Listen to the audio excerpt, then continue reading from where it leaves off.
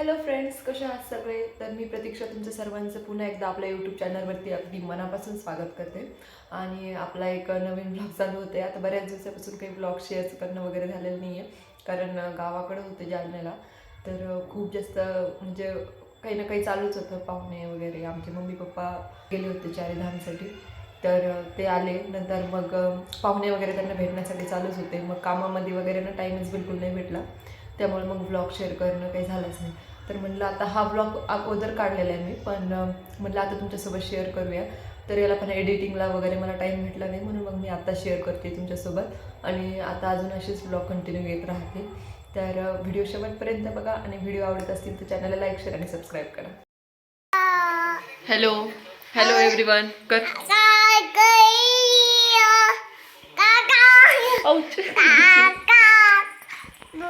Hello कर, hello कर सगळ्यांना. हाय. जालन्यामध्ये आल्यापासून आमची सकाळ रोज अशीच होती आहे. संभवी उठली की बरोबर येणार संभवी आणि दिवेश बेडरूममध्ये, आणि नंतर मग तिचं खेळणं किंवा काही धिंगाणा मस्ती वगैरे सगळं, पर्स घेऊन फिरणं, ह्या गोष्टी ना रोजच्याच आहेत. आणि कशी एवढी सकाळी सकाळी एनर्जी येते काय माहिती तिला. तुझी पर्स कुठे, मी तुला दिलेली? अडकून देऊ का मी? हां थांब. हां ओय. हां बाय. कुठं निघाल्या? कुठे चालली? दिवसभरामध्ये सकाळपासून तर रात्रीपर्यंत पूर्ण घरामध्ये कमीत कमी 100 चक्रा होत असतील संभवीच्या. आणि पाय पण कसे दुखत नाही काय माहिती. लगेच समोरपर्यंत जाते, लगेच पळत पळत म्हणजे कंटिन्यू चालू असते. काय काय करायले काका? काका तुला हाताची घडी कशी घालायला होता डुगू? ती पर्स ठेव बरं, पर्स ठेव ना. हाताची घडी कशी घालायला होतात तुला काका? इकडे बघ शोनू, हाताची घडी कशी घालती? तुला हाताची घडी कशी घालायला होतात? कशी घालतात हाताची घडी? तसं. हा बरं, हाताची घडी कशी घालायला होतात? हाताची घडी तसं का? आणि तोंडावर बोट, इकडे बघ, इकडे बघ ना, तोंडावर बोट तसं घालायला होतात का? आता आंघोळ वगैरे करून फ्रेश झालेली आहे, आणि कपडे वाळू घालायला आणले होते. पण कालचे कपडेच ना काही काही सुकलेले होते, म्हणजे 2-3 दिवसापासून आभाळ येत आहे, तर त्यामुळं कपडे काही पूर्ण सुकतच नाही आहे. तर रात्री काढण्याच्या ऐवजी मग सकाळपर्यंत सुकू द्यावं लागतं. तरी पण काही काही जीन्स वगैरे ना, तर ते सुकलेले नसतातच, एकदम वाळलेले नसतातच चांगले, थोडेफार ओलेच असतात. तर मग त्यामुळे मग रात्रभर ठेवले होते त्याला बाहेर गॅलरीमध्ये. आणि काही आता कपडे, नवीन जे कपडे आहेत जे दुसरे धुतलेले, त्याच्यासाठी जागा वगैरे केली आणि कपडे वाळू घातले.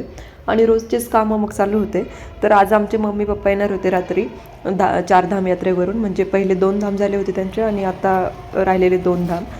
तर यात्रा पूर्ण करून ते आज येणार होते. तर म्हणजे फिक्स टायमिंग काय सांगितलं नव्हता की रात्रीमध्ये कधी येऊ शकतात किंवा मग उद्या सकाळ पण होऊ शकते. तर ते ओंकारेश्वर वगैरेमध्ये होते ते, तर रात्रभरमध्ये प्रवास वगैरे करून मग येणार होते.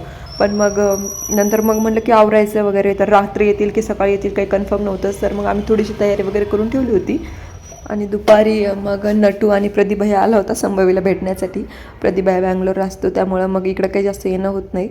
तर नटूला बाहेरचं खायला खूप आवडतं, तर त्यामुळे म्हणलं मग आपण बाहेरचंच काहीतरी खाऊया, पोहे वगैरे. घरी काही जेवण करून आलेले होते ते, पण म्हणलं मग घरी काही नाश्ता बनवण्यापेक्षा त्याला आवडते तर मग बाहेरचंच हे करू आपण. तर मग आम्ही कॅफेमध्ये आलो, पण एवढा जास्त टाईम लावला त्यांनी बनवण्यासाठी. त्यांना म्हणलं होतं थोडं फास्ट, म्हणजे त्या 2 पिझ्झाची ऑर्डर दिली होती आम्ही, आणि ते म्हणे होते 5-10 मिनटामध्ये बनून जाईल.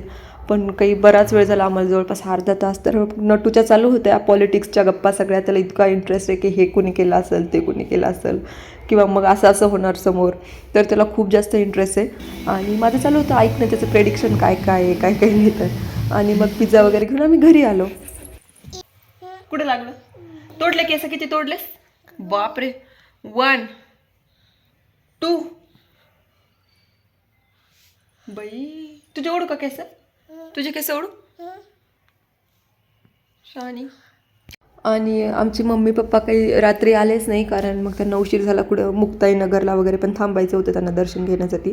तर मग त्यांना सकाळी झाली. तर मग सकाळी 5 वाजता फोन आला की आम्ही जवळजवळ आलो म्हणून.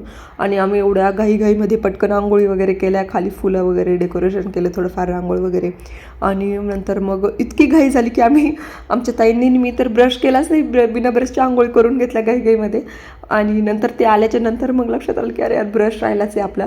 आणि मग त्यांना म्हणजे हार वगैरे पहिलेच आणलेले होते, फ्लावर्स वगैरे सगळं, पाकळ्या हे पहिलेच केलेलं होतं. पण मग तरी पण सकाळी खूप गोंधळ होतो. 5:30 वाजता आले ते, अर्ध्या तासामध्ये आम्ही जसं होईल तसं केलं.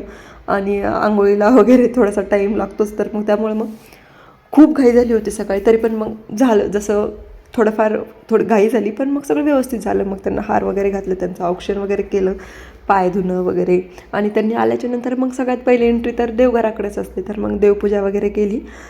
आणि आता चालू आहे मग त्यांनी काय काय आणलेलं होतं सगळं आमच्यासाठी शॉपिंग वगैरे. आता धामावरून खूप साऱ्या गोष्टी आणलेल्या होत्या त्यांनी अलग अलग ठिकाणावरून, तर मग तेच आमचं चालू होतं कुणाकुणाला काय काय घ्यायचं. तर यावेळेस त्यांनी नेपाळला सुद्धा गेले होते, तर त्यामुळे मग स्वेटर्स वगैरे बऱ्याच गोष्टी आणल्या होत्या. तर मग कुणाकुणाला कुठली कुठली साईज येते, तर तेच चालू होतं आमचं की कुणाकुणाला काय काय आवडतं किंवा काय काय घ्यायचं. लास्ट टाईमसुद्धा ते धामाला गेल्याच्यानंतर खूप साऱ्या गोष्टी आणल्या होत्या सगळ्यांसाठीच. आणि संभवीसाठी तर एवढी शॉपिंग केलेली होती, ड्रेस सगळं, ज्वेलरी वगैरे. तर मग नंतर मग फोटो वगैरे तुमच्यासोबत शेअर करेल.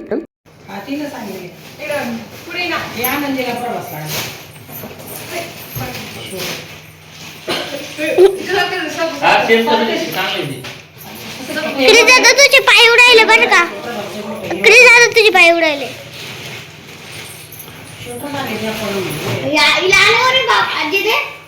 ते एअरफोर्सचं ते काय एअरफोर्सचं ती चालू जे भारी जागा आणलेली आहे. हे स्वेटर आहे का? आपण बोलते लहान मोठी